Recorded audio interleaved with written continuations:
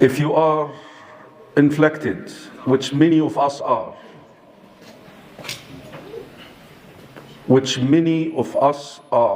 inflicted with sins, especially the sins that you have a very hard time departing from. There are sins, brothers and sisters in Islam, which the nafs, the soul, the heart somehow got accustomed to, that you go back to it every now and then.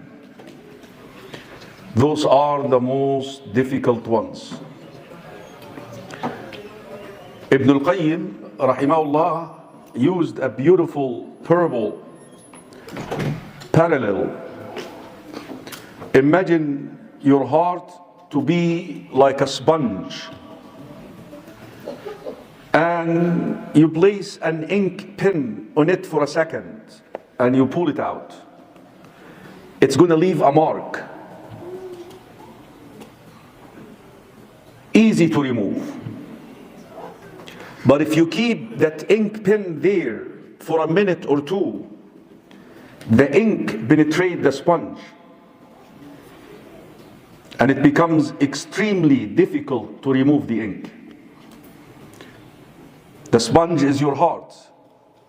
The ink is the sin and the effect of the sin on the heart.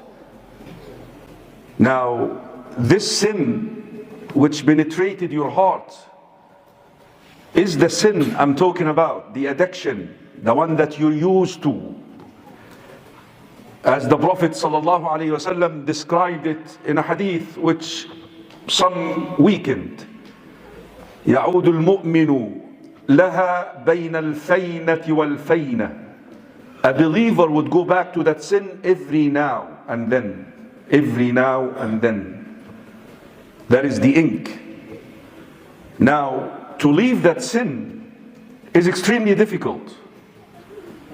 That is why we warn the young brothers and young sisters, do not turn these sins into addictions, because this is what impact it will have on your hearts, and it becomes extremely difficult to leave that sin.